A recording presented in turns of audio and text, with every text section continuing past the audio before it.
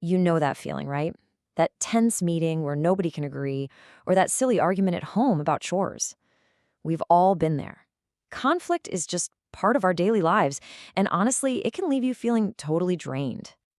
But let's stop and think for a second. We always see conflict as this big, negative thing we should run away from. But what if that's completely the wrong way to look at it? What if there's actually a huge opportunity hiding inside every disagreement? And that's exactly what conflict manager Malik Colding says. His whole point is that, look, we all have different backgrounds, different ideas, so of course we're going to disagree. It's not just possible, it's pretty much guaranteed. The real trick isn't trying to avoid conflict, it's getting good at handling it.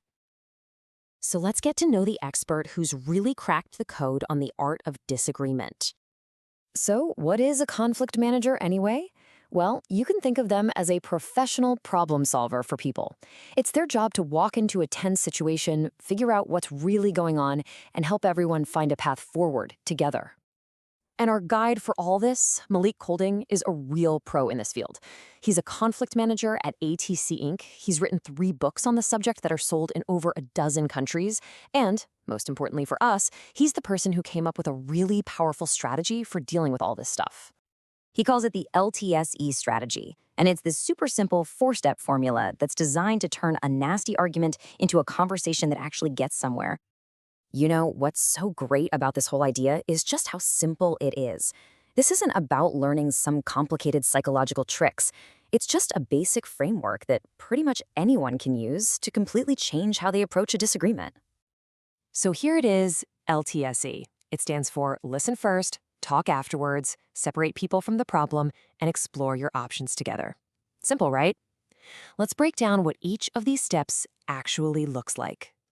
Okay, step 1. L is for listen. And I don't just mean waiting for your turn to talk. I mean really, truly listening to understand what the other person is trying to say.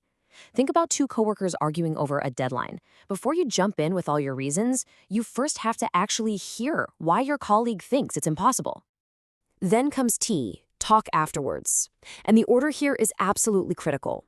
It's only after you've listened and you get it that you can calmly lay out your side of things.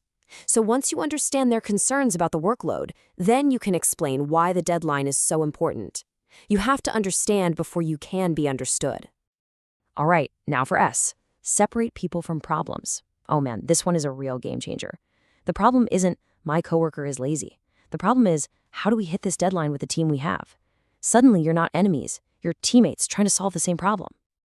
And that leads right into the last step, E. Explore options together. This is where you really start collaborating. You stop defending your own idea and you start brainstorming. Hey, can we simplify some of these tasks? Can we get an extension on something else?